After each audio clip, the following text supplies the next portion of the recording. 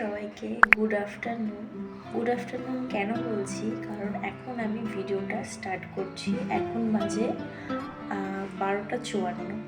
তো এখন এই দুপুরবেলা আমি আমার এই ভিডিওটা স্টার্ট করছি। সকালবেলার দিকে করিনি, কারণ সকালবেলা থেকে শরীরটা ভালো লাগছিল না। তো আমি সকালবেলা কোনোরকম খাওয়া দাওয়া করে শুরু করেছি। এখন আমি এসেছি রান্না করতে। আমি অলরেডি সকালবেলা আমার খাওয়া হয়ে গেছে। আমি কিছু দিন ভাত খাই, আবার কিছু দিন খাই না।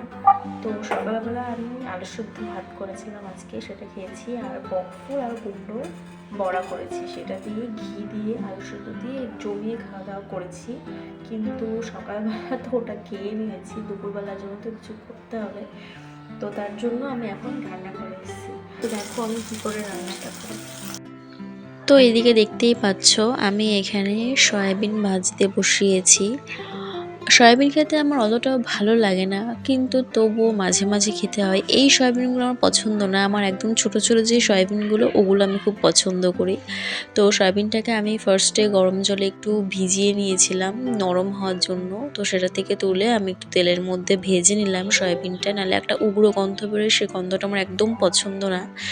তো সয়াবিনগুলো ভাজা হয়ে গেলে আমি কড়াইয়ে আর একটু তেল দিয়ে আমি এই যে আলু আর পটল কেটে রেখেছি সেটা নুন হলুদ দিয়ে মাখিয়ে রেখেছিলাম। তো ফার্স্টে আমি পটলগুলোকে ভেজে নিচ্ছি, কারণ আলু আর পটল একসাথে ভাজলে পটলটা সেরকম ভাজা হয় না, একটা কাঁচা কাঁচা ভাব থাকে।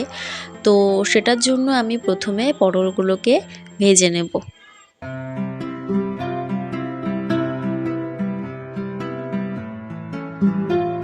পটলগুলো ভাজা হয়ে গেলে আমি সেগুলো তুলে নিয়েছি। এখন আমি কড়াইতে একটা তেজপাতা এবং সামান্য একটু জিরে ফোড়ন দেব। আমি সাধারণত 2 ফোড়নের তরকারি রান্না করি, সেটা টেস্ট আলাদা হয়, আর একবারে ফোড়ন দিলে সেটা টেস্ট আলাদা হয়। তো আজকে আমার যেহেতু রান্না করতে একটু ভালো লাগছে না, তো আমি শর্টকাটে যেটুকু পারছি সেটুকু আমি করে নিচ্ছি। তো ফোড়নটা দেওয়ার পরে আমি তার মধ্যে কেটে রাখা আলুগুলো দিয়ে দিলাম। আলুগুলো সামান্য একটু ভাজা ভাজা হয়ে গেলে আমি আগের থেকে যে আদা জিরাটা বেটে রেখেছিলাম সেই মশলাটা আমি দিয়ে দিলাম, আর সাথে দিয়েছি কাঁচা লঙ্কা এবং টমেটো কুচি। তো সেগুলো দিয়ে ভালো করে একটু কষিয়ে নিয়ে আমি এর মধ্যে দিলাম নুন, হলুদ গুঁড়ো আর একটু ধনিয়া পাউডার, আর দিয়েছি লঙ্কার গুঁড়ো। তো এটা করতে গিয়ে একটা কাণ্ড হয়ে গেছে, হঠাৎ করে না অনেকটা লঙ্কার গুঁড়ো পড়ে গেছে তরকারির মধ্যে। আমি লঙ্কার গুঁড়ো তরকারির মধ্যে দিই না, তবুও একটু কালারের জন্য আর একটু ঝালের জন্য, যেহেতু লঙ্কা আমি বাটতে পারি না, আমার খুব হাত জ্বলে, সেটার জন্য আমি একটু লঙ্কার গুঁড়োটা ব্যবহার করি। কিন্তু এতটা পড়ে যাবে আমি বুঝতে পারিনি।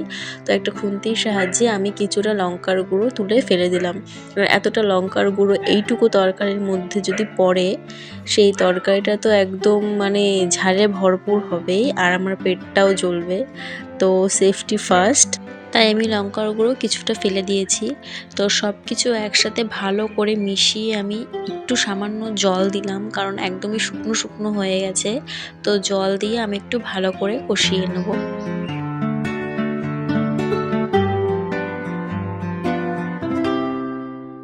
কষানো হয়ে গেলে এর মধ্যে আমি দিয়ে দেবো পরিমাণ মতো জল। তো এখানে আমি 2 কাপ মতো জল দিয়েছি। তো আমি যেটুকু ঝোল রাখবো সেইটুকু ঝোল রেখে আমি বাদবাকিটা ফুটিয়ে নেব। একটু শুকনো শুকনোই করতে চাইছি আমি, আমার যেহেতু বেশি ঝোল ঝাল পছন্দ হয় না। তো আর এমনিতেও পছন্দের তরকারি না, তবুও খেতে হবে, তাই আমি জলটা একটু ফুটে গেলে এই যে দিয়ে দিয়েছি ধনেপাতা। ধনেপাতা না সব তরকারির মধ্যে যদি দেওয়া হয় আমার সেটা খেতেই ভালো লাগে, আমার ধনেপাতার ফ্লেভারটা এত পছন্দ কি বলবো। তো আমি এখানে সামান্য একটু ধনেপাতা দিয়ে দিয়েছি, তারপরে আরেকটু ফুটিয়ে নিয়ে তরকারিটা আমি নামিয়ে নেব।